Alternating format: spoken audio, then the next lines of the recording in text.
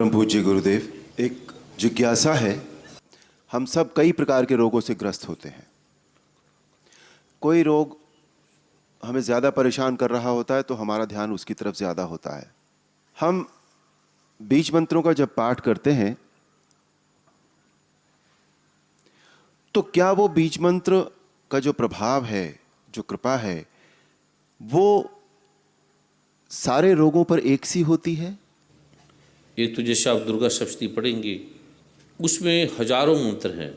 इस रोग का ये मंत्र है, संपुटित मंत्र है, ब्राह्मण भी जानते हैं, जो पाठ करते हैं उन्हें पता है।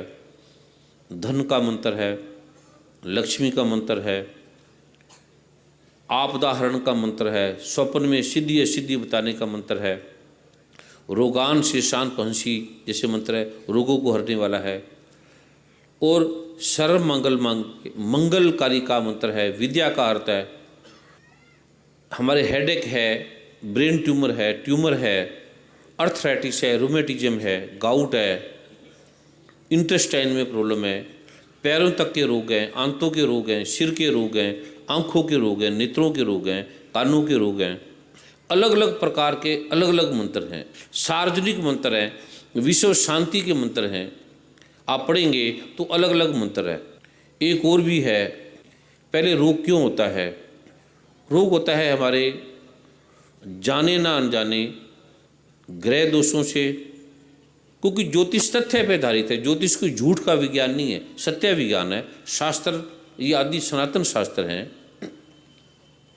डॉक्टर ठीक कहते हैं, सारे डॉक्टर जो कहते हैं, डॉक्टरों को ये सत्य थोड़ी है।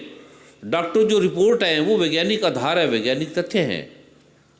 तो जब रोग होते हैं, एक ग्रह दोषों से, दूसरा हम किस वातावरण में रहते हैं, तीसरा हमारे जाने न जाने गलत कर्मों का ये प्रभाव से रोग पैदा होते हैं। जब गुरु देखता है कि ये व्यक्ति को जो रोग आया, ये कष्ट आया, अब ये व्यक्ति आगे से पहले इसका एक रोग ठीक करते हैं, एक चीज़ ठीक करते हैं।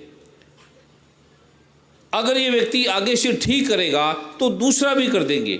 गुरु देखते हैं कि ये व्यक्ति वास्तव में बदलेगा, ये ठीक हो जाएगा, विनम्रता इसके अंदर आ जाएगी, तो गुरु एक पल में कह देगा जा सारे रोग ठीक हो गए, तो सारे रोग ठीक हो जाएंगे। ये भी हो सकता है, ऐसा भी हो सकता है।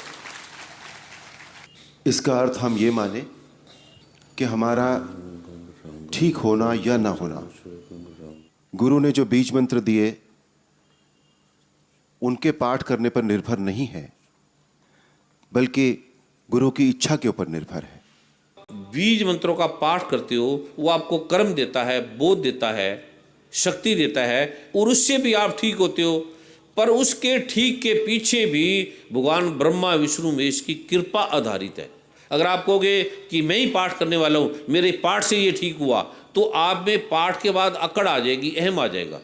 जैसे कई व्यक्ति धन कमाते हैं, मैं टाटा, मैं बिरला, ये अकड़ आ गई है। सच्चा है, लेकिन सच की भी अकड़ आ जाती है जब आप ये कहेंगे कि ये तो प्रभु की कृपा से हुआ है, मैंने कर्म किया, प्रभु ने फल दिया। कई लोग कहेंगे कोई प्रभु नहीं है, मैंने कर्म किया, मेरे कर्मों का फल है ये। जब गुरु ग्रंथ साहब ने सेम लिखा है कि सोचे सोच ना हुई जे सोची लखवार, चुपा चुप ना हुई। आप सोचते रहो, चुप रहो, मौन रहो, ध्यान करो, साधना करो, तपस्या करो, कुछ भी करो। फिर इसका हल क्या है? फिर लिखा है कि किम सचारा होइए, किम कूड़े टूटे पाल, कि मैं सच को जानूं कैसे। फिर सदगुरु श्री गुरु ग्रंथ साहब कह रहे हैं कि हुक्म रजाई चलना, नानक लिखिया नाल।